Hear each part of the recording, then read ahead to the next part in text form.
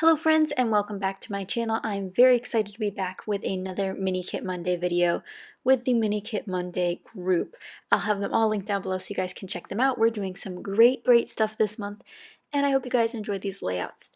Today I am doing a wonderful 3-photo layout using my Mini Kit Monday kit. If you guys have not checked out the Facebook group, I'll have that linked down below as well because everybody's sharing their kits and their projects, and you can enter to win some prizes. So definitely check that out. I'll have it linked down below, as well as everyone else's channels so you can check out their process videos and their kits. Now my kit is made mainly of these Webster's Pages papers from the A New Day collection, and I'm scrapbooking 3 photos, and I believe these are the last photos that I have from my college move out. So finally done with all these pages. I did a few a while back, but these are the last photos that I have of me moving out on my final day. So I'm scrapbooking those. And I really thought this collection went well, not necessarily because of the color schemes or anything, but even just the gist of the collection itself. It's called A New Day, and I just thought that might be really great.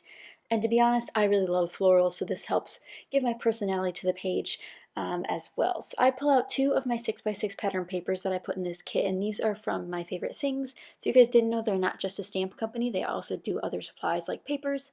So I pulled those in, and I think they're a pretty good match for the collection. I don't have a 6x6 paper pad for this, so I just mixed and matched them for my own, my own collection of 6x6 paper pads and pulled those in for this layout. One of my favorite things to do is actually to pair 2 of the same 6x6 to make a 12-inch piece that spans the border of whatever I'm trying to align on my traditional pages. Also, I included in my kit some more doilies. If you guys know anything about me, it's that I think I'm addicted to doilies. Now, I've been very good about not buying every single color because I know I'd have a million doilies if I did that, but I really love these peach ones. I actually purchased them at Hobby Lobby a while back, which is the Paper Studio brand, but I really adore those. And I apologize, the bottom half's kind of cut off, but you'll be able to see that again once I start gluing everything down. I'm just going to use my ATG gun to glue everything down. This is my preferred adhesive because I like that I don't have to refill it as often. And I find it sticks pretty well over time. I mean, I have some scrapbooks that are a few years old now that I've used this and they're still intact. And now the doily is cut in half, so I'm going to use half of that beneath the main 6-inch tall border there, and then I'm going to use one at the top. That kind of helps your eye move around the page, and it's actually a really soft pink, which I'm not sure is reading well on camera. Kind of looks a little bit different than that, but it's a very soft peachy pink, which matches the florals in the background. But it just gives this nice subtle look, and I pull in the pink washi tape I had in my kit as well, and this is from me and my big ideas. I love using washi tape as a border. Since it's so thin, I think it provides a little bit of extra color without being too overwhelming and adding too much thickness to the edges between 2 pattern papers. And I really think the sort of zigzag chevron pattern that's on that 6x6 peachy paper also helps keep your eye moving in a horizontal direction instead of a vertical direction, but I'll have some opposing visual lines going up and down like in a diagonal across this page, which you'll see as we keep building this layout. So like I said, the colors don't really necessarily match my photos, and they don't always have to. Sometimes it's a theme that you want more so than necessarily color matching the photos, because otherwise I'd have to have like blues and greens, which are pretty, they're there, lots of creams and neutrals as well. But I think the pink helps everything else pop out. So that's why I decided to go with using these photos with this particular kit. I just thought they worked really well. And here I'm starting to pull in some of the stickers that I have from A New Day from Webster's Pages. I have quite a few. This one here says Stay Determined, which I thought was perfect for, being a new graduate, all these things. And I also pull in the puffy stickers I have in my kit, including some butterflies, and there's some hearts on there as well that'll match well color-wise. Really kind of just using up some random things in my stash. Now you can kind of see in the corner of the video now that I'm actually looking through my sticker book, my Maggie Home sticker book, which is probably my most used sticker book out of the 3 I do have. But I find this it's a clear sticker, so it's see-through. It's not super opaque, but it's a little banner with like tassels on it in various shades of peach and pink. And I figured now is as good a time as any to try to use it. And I put it on top of the doily because the round line of it, you know, has that kind of roundness to it, sort of matches. It's not a perfect curve match, but I end up covering up the pieces that don't exactly work, and I think it's really just there for the color match more than anything.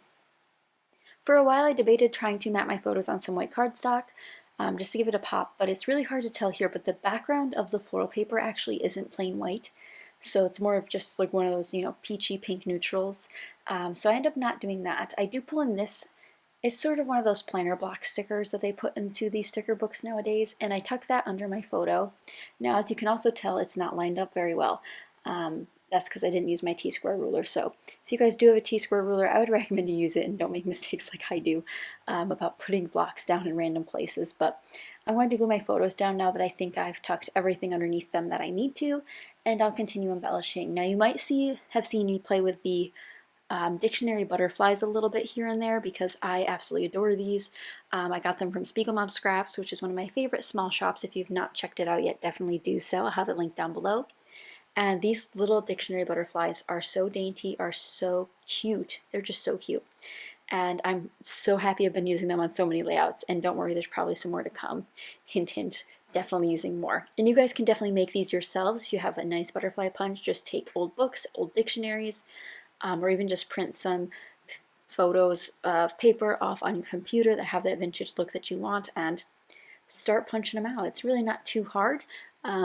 Although I don't like the idea of vandalizing books. Sometimes books can no longer be used, so maybe you could salvage something that way.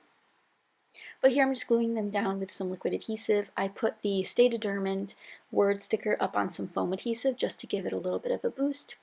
The butterflies here actually do provide a lot of texture and depth without being too bulky, but I know once they're in the album they're actually going to run quite flat. So if you want to avoid that, definitely put foam adhesive under some of the wings just to give it more of a boost, but it really depends on what you want. I'm okay with them flattening out over time, but for now they look really pretty with their bent wings. And I'm going to add a couple more bits here and there to finish off this page, but it's really just a simple page, you know, just 3 photos stacked on top of a band across. I did a go-to design series back in the fall. If you guys are interested in checking that out, head over to my channel where you can check out all the different layout types I showed you, but this one's pretty much a stacked layout, is what I would call it, but I know there's other terminology across the web about different types of scrapbooking designs. So if you're a Janet fan, you might call it a happy horizontal. You know, there's all sorts of names. But I'm going to glue down these jelly bean soup wood veneer that I think are so precious. Just some cute hearts. Hearts, those are flowers. But I did glue down one of the flare that was in my kit, and I know it's a little bit off screen so I can glue down these other pieces, but it's a flare from Humble and Create, and it's actually just a cup with like a pen and a brush and a ruler in it. So it symbolizes school, but also symbolizes the new things to come, because I have continued YouTube after I finished my schooling, and you know, I do a lot of creative stuff in my personal full-time job off of YouTube, so I think it's fun to kind of hint at all the things I do with just one little symbol. And I like that it's white and gives an extra pop of, you know, brightness without being too much. Here's where I put my title in. My title's pretty simple. It's just number 165, which was our room number, our unit number, while we were in school, but just some nice gold. And since I did bring in the gold foil, I thought I had to add a couple more touches of gold just to finish it off, because you can't have one gold and leave the rest. So I end up looking through my stash to find something, because I actually didn't have much in my kit this month to use, and I know it's probably breaking some of your hearts, all of you Mini Kit Monday fans, but I tend to break kit rules a lot. And I found that the bingo board is a great place to start for inspiration, but I'd often forget about it by the time that I finish my layout to include the fun things. So if you haven't downloaded the bingo board, check out the Facebook group link down below so you guys can get the bingo board for all of your inspiration needs for your layouts. But here I just added a couple enamel dots from Freckled Fawn. I think this layout turned out so cute, and I'm glad to be done with these photos finally. I've had them for, let's see, I've been graduated for 2 years now, so it's about time that we scrapbooked them. But I hope you guys enjoyed this process video. If you did, be sure to give it a thumbs up and subscribe, and turn on the notification bell if you're interested in hearing about when I upload. And don't forget to check out everyone else linked down below, because there are some fantabulous layouts coming this month and you don't want to miss out. But thanks for watching, guys. Bye!